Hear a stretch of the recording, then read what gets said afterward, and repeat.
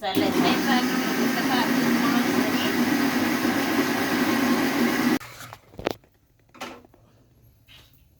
नमस्कार भावांनो, बहिणींनो, शुभ सकाळ. जय भीम सर्वांना. आमचे काय काम चालू आहेत, पाचशे काम आवरले, पाच सगळ्याच्या आंघोळी झाल्या, पाचशे काम झाले सगळे. बट आता ते तर करतोच उशिरा, मंडळीला पण माहित आहे. करतोय पाणी मारणं झाल्यावर, कॉलेजला जायच्या टायमावर.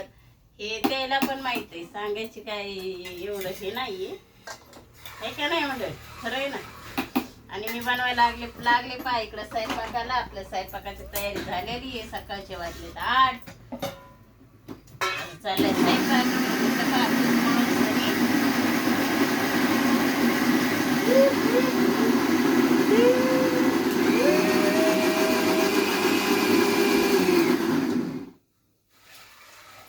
इकडं पीठ मळून घेतलं. इकडं बनवायचं पा आपल्याला वडा आहे. पण मी असं मस्त तेलामध्ये वडा तळून घेतलाय. आता त्याच्यामध्ये टाकते मसाला. आपल्याला बनवायचा वडा, घरी बनवलेला वडा आहे मंडळी.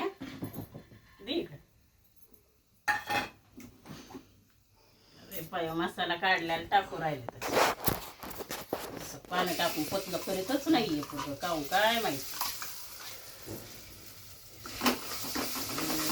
घेतलं बघा मंडळी मी ताट वाढून, कारण आज आपलं अगोदर जाणे बघा कॉलेजला, त्याच्यानंतर जाणे परत कामावरती. तर मम्मीचा स्वयंपाक पण चालू आहे, माझं जेवण पण चालू आहे. अशी केली मस्त मम्मीनं वड्याची भाजी, लय दिवसानंतर केला आहे वडा आपण. तर यामध्ये तुम्ही पण जेवायला चला, मला पण आवरायचं आहे लवकर. बोल काही, त्याचा डब्बा घेऊन चालला आणि कॉलेजला चालला. ठीक आहे,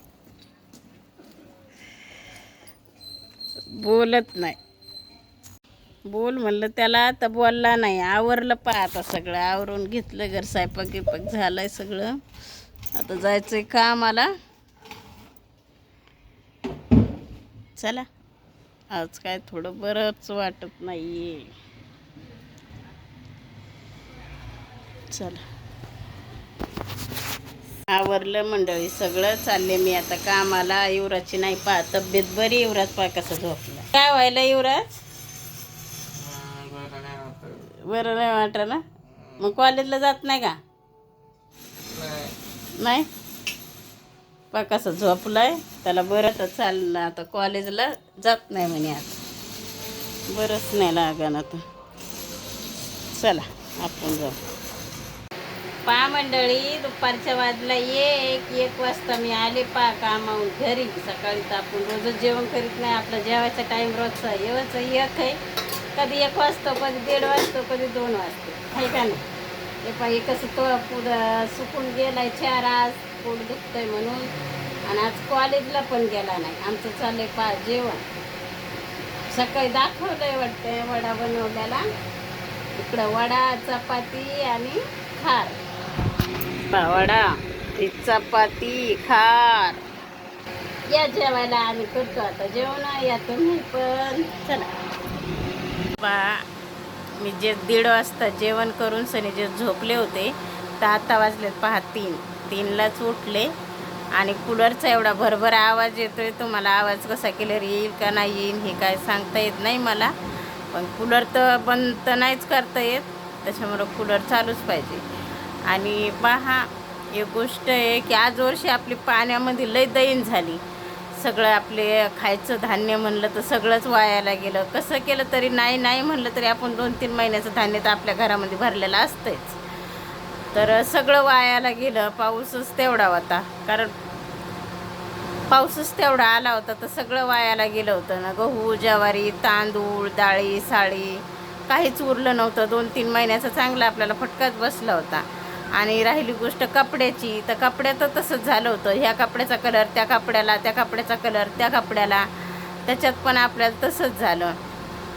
कपड्याचं पण तसंच झालं आणि धान्याचं पण तसंच झालं. तर त्याच्यामुळंच पण त्या पावसाच्या धाकानं त्याच्यामुळंच आपण लवकरच रूम बघितली आणि रूमचा व्हिडिओ पण तुम्हाला टाकला आहे. तर चांगलं कोणी चांगलं कमेंट केलं की चांगली रूम आहे, असं आहे तसं आहे म्हणून. सनी आले सगळ्याच्या कमेंट. कोणी म्हणलं कोण्या कॉलनीत केली, तर कोणी विचारलं कोण्या विऱ्यामध्ये कोण्या केली, रॉयल नगरमध्ये केली ताई रूम, आणि लवकरच रूममध्ये आता राहायला जाणारच आहेत. तर सगळ्याचं तुमचे पण असं कोणी म्हणलं नाही का, मी म्हणलं की इथं ही रूम करावं का ना करावा याच्यात कोणीच उत्तर दिलं नाही. करा का नका करू म्हणून सनी हे कोणीच नाही सांगितलं पा. तर कारण तेव्हा तरी म्हणजे असं वाटलं नव्हतं आपल्याला की पत्राचं म्हणजे पत्राचं तेव्हा काहीच वाटत नव्हतं, आणि असं वाटत पण नव्हतं की एवढं पाणी येईन एवढं पाणी घरात शिरण, असं काही वाटत नव्हतं. पण आता आमदा पहिलंच समजतं आहे की कारण निधले पत्र तर बदबद गळतेतच. हे पाऊस थोडा बी आला की ह्या बाजूला पाणीच पाणी सगळं होऊन जातं घरामध्ये. थोडा पाऊस आला तरी सगळं ओलं होऊन जातं, मग येतच पाणी. आणि बाहेर पण तसंच गड्डे गुड्डे आहेत एवढं मोठं, तर पाणी साचत आहे. साचून पाणी ह्या रूममध्ये येतंच हे आपल्याला पहिलंच माहिती आहे. कारण युवराचा आपला एकटा राहत होता म्हणून ते बी तर आपल्याला इथं लहान भाऊ आहेच. आणि राहिली गोष्ट तिकडच्या साईटवरची, तर तिकडच्या साईटवर राहायचं म्हणजे बाथरूमची बाथरूम बनवलेलं आहे त्यानं, पण आंघोळीसाठी नाहणी बनवलेली सोय नाही आहे. आणि भांडे कुठं घासावा, कपडे कुठं धुवा ही बी सोय नाही आहे. आणि हवा आली तर पत्र भडभड भडभड भडभड भडभडच वाजतात नुसते वरचे. पुढं उभं राहायला जागा नाही आहे ना, जास्त वारं वावदम पाऊस आला तर रूम सोडून दुसरीकडं कुठंच उभं राहू शकत नाही ना, बसायला जागा नाही. कसं त्या पत्राच्या भरोश्यावर तिकडं राहावा.